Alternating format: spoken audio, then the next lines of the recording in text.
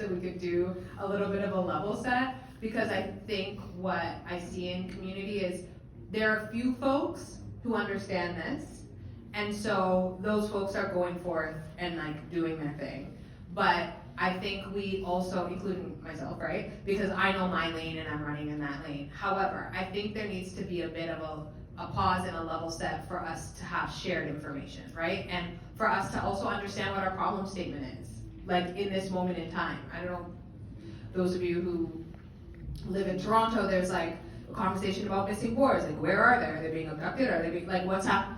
But like there's an underpin there that if we all level set, we would understand what's happening and then be able to take action with one. Again, I'm not saying that we all have to have one sound, one voice and everything, but at least we know what's what, so that if someone's knocking on your door, no matter who the party is, you know what's up, you know what the community is saying, and you know where we're at. And so I think our community is at a place where we need to do a level set, and then we need to build on that and understand like what the political cycle is and who's being sent to go do what. Like we all can't do everything. And it's C Center for Young Black Professionals, okay? So I had to fundraise, and so I went out there and was like saying to everybody, hey, why don't you like help us, we do workforce development.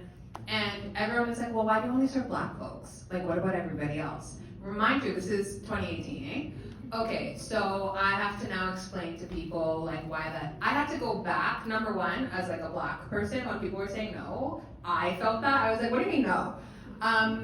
And they were like, well, we want to go with this organization because they have like a bit of a broader reach. And I learned very quickly that I needed to switch up the strategy. And so what I started to talk about is how now it sits at a 24% unemployment rate across this country for Black youth. You clearly have an untapped market. You don't want to pay $25 for chicken? Well, guess what? You need to hire someone who's ready to do it.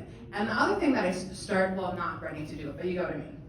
Like take up the labor gaps that are in this country. Because we have a huge labor gap problem. Why we're sending people back, I'm unclear. Because we have tariffs on the way. We are stopping our immigration until 2026, which means all of those young people who are working at the Tim Hortons, the factories, all the things that they're going to bring tariffs to us on, we are not going to have people to fill those roles. You're going to have immigrants, new immigrants, and young people are who's going to solve this problem for us. And so what I started to think about are where are the labor gaps in the Canadian market, where there's high paying jobs, upward mobility, and that industry is not going to care what these young people look like. They're going to be so desperate to employ people that we go from the back of the unemployment line right to the front. And so that has been our practice. We've continuously looked at where are their labor gaps, where's the data and the evidence telling us that these are labor gaps that need to be met. And it's not gonna matter how people feel. We can talk about inclusion after, but when like everybody looks like us who's in there and we're the only people who are skilling up, then, you know, by accident or by just happenstance, that's going to happen, right? So I think we also have to get strategic about understanding what value proposition we bring. They need us, they need us. If we have a 24% unemployment rate across this country for Black youth, that means that you are not using this talent pool of young people. Where are you gonna pull them from? And so our organization positioned ourselves to say, we can create a talent pool for you. We went to corporations and said, hey, look, you have a labor gap in your industry. You're spending X amount of dollars in bringing freelancing people from the US.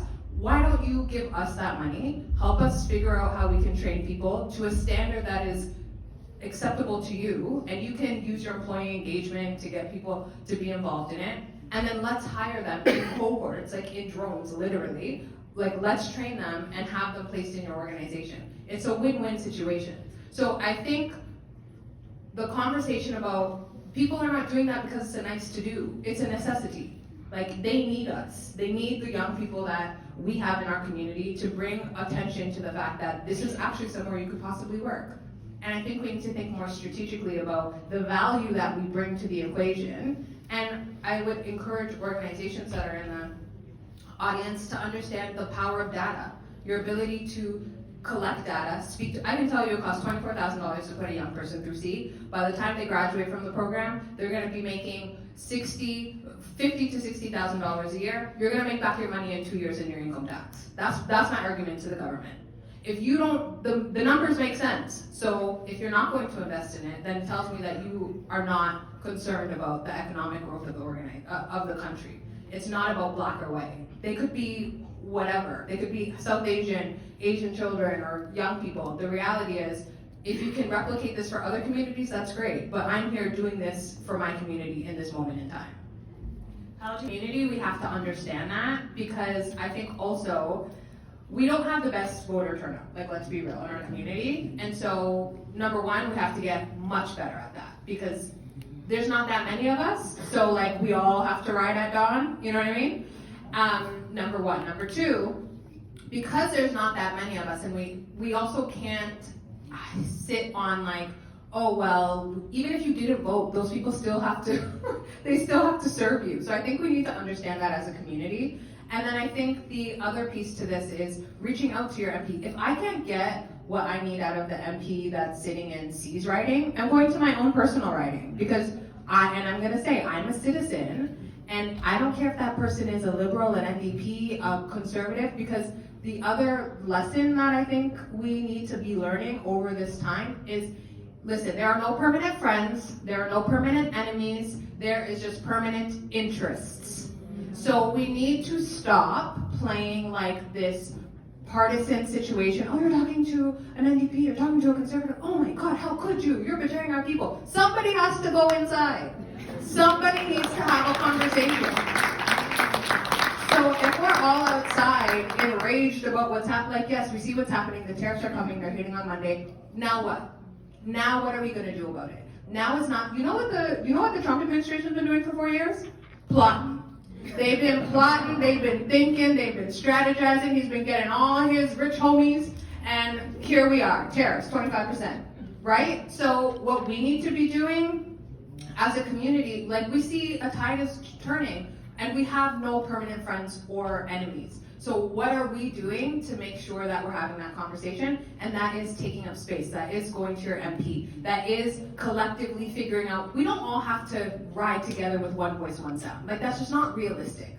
Our community is way too diverse, and there are too many regions, there's too many things, like the Francophone folks have their priorities, people in Ontario, like, the notion that we would all have exactly the same priorities, exactly the same agenda, one voice, one sound, is not necessarily realistic. However, what is realistic is for me to know what Transat wants, for them to know what we want, for Operation Black Vote to know what C needs. We all know what each other's interests are, so when one of us gets into the door, we can then say, hey, Transat can actually solve this. And the last thing I will say, in a practical way, is when people are elected, something that is called a mandate letter comes out. It's basically that minister's job description. Yeah. These are the things that I want you to do.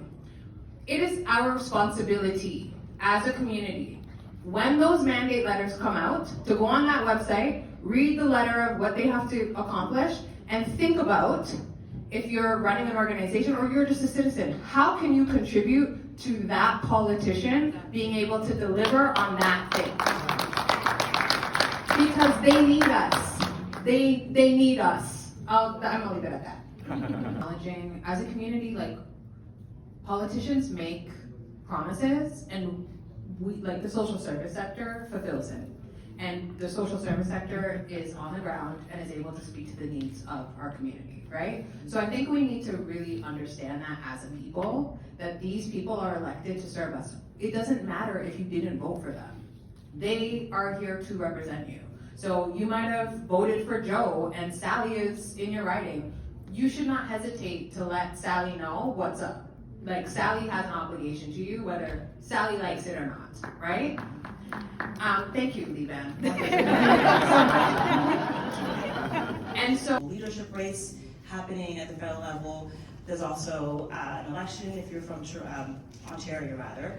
You know that the Premier also triggered a provincial election. Not only that, our biggest trade partner is trying to crush us with these tariffs. And so Canada's also embroiled in this intense trade negotiation. And so amidst all of that, where do we fit in as Black folks, especially when over the past 4 or 5 years we've been able to make tremendous